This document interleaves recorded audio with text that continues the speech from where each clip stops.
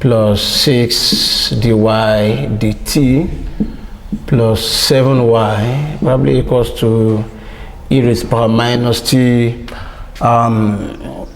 We have dy dx plus 5x equals to 6, something of this nature. Let me bring in y here. So these are actually referred to differential equation. They may be scary, ugly looking equations, but it's not a big deal. Once you have y here, y is referred to as the unknown function. So y is called the unknown function. So y is called the unknown function. So y is referred to as the unknown function, and what we are looking for is actually the y function. And for this, the function we are looking for is y of t. For this, the function is y of t. Here is also y of t, and in this case, you are looking for y of x. So these functions we have on the board are referred to as differential equation because they are actually a combination of these unknown functions and their differential coefficient. So you have y of x, you have dy of dx in one equation. We call it a differential equation. You have y of t and you have dy dt in one equation. You refer to it as a differential equation. So when we talk about an ordinary differential equation, we only have one independent variable. So you have the unknown function, you have the independent variable, just one. You have the unknown function and you have just one independent variable. And the same thing here, you have the unknown function and you have just one independent variable, in this case, which is x. So you need to know all this, why we refer to it as an ordinary differential equation. I'm not going to be, ordinary differential equation is really wide, but I'm not going to be discussing the whole ordinary differential equation. I'm going to be discussing first order linear differential equation. First order, so I'm talking about first order linear differential equations. So first order linear differential equations is or are this one and this, and you can, it's very obvious why it is first order, because this is just one differential coefficient, that is just one derivative, dy dt. This is just dy dx. But this is a second order because this is the square y dt square. So this is a second order. I'm not going to be dealing with this now. I'm going to be talking about the first order differential equations and how to solve them. So generally, the first order explained what the order means, and by linear it means we don't have non-linear functions. Like you don't have product of the unknown function and its derivative. You don't have transcendental functions of the unknown function. You don't have something like e raised to the power of y and so on and so forth. So many things. You don't have maybe y raised to the power of 3. So if you don't have things of this nature, you don't have the product of the unknown function and its derivative, the unknown function raised to the higher powers, and transcendental function of the unknown function. If you have an equation that is void of any of these things, we refer to this as a linear differential equation.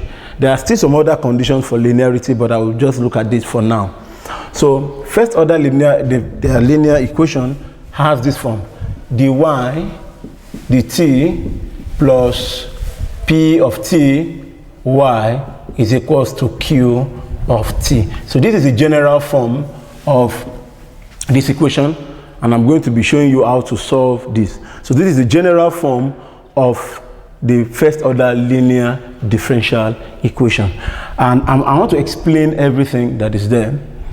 I already explained this. It's called the differential coefficient of the unknown function. So that means what we are looking for here is y of t. Sorry, the independent variable in this case is t.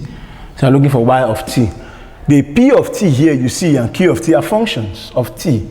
So p of t and q of t are functions of t.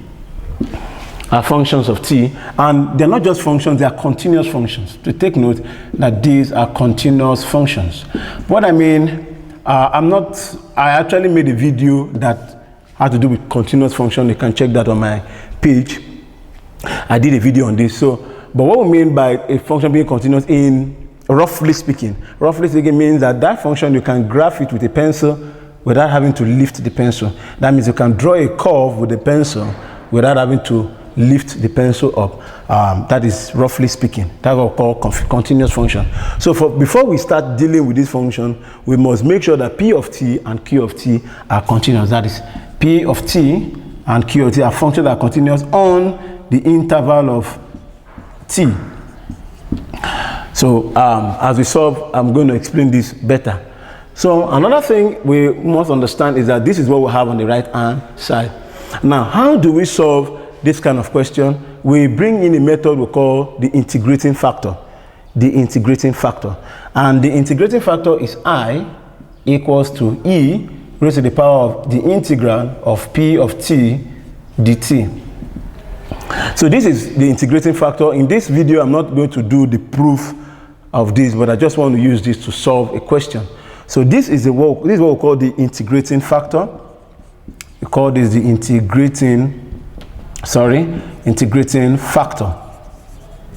So I'm going to list out some steps that is used in solving an equation like this. Then we are going to solve a problem. Then I will show you a general form of a first order, and then we round up there. So on this part of the, on this part of the board, I'm going to list out the step. The first step is for you to arrange the equation in this form. So the first step is for you to arrange the equations.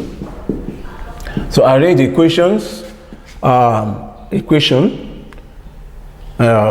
in the form, equation in the form dy dt plus P of t y equals to Q of t. So take note, it can be x also. This t can be x, or depends on the independent variable. So t is the independent variable and y is the dependent variable, which is also the unknown function. So you have to arrange the equation in this form. Two, you have to evaluate. So here, arranging the function in this form, you evaluate e raised to the power of P of t dt, which is the integrating factor. So this is the integrating factor, and you have to arrange this to be able to identify that P of t is the coefficient of y. Please take note that P of t is the coefficient of y. Once you do that, number 3, or the third step you do, is to multiply the equation by I. So you multiply the differential equation by I. So multiply the differential equation by I, and finally you find, so I actually brought this method, arranged this method, which will also help you solve very fast. So you find the derivative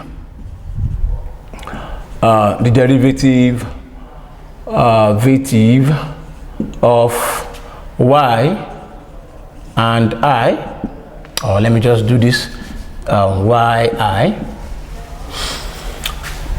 and equate to the right hand side, and equates to the right hand side. So 5 is solve. By that we understand. So of course we are solving for y of t to get the unknown function. So we are going to solve in the part 2, we are going to solve a question using these steps to solve a question of this form in the part 2.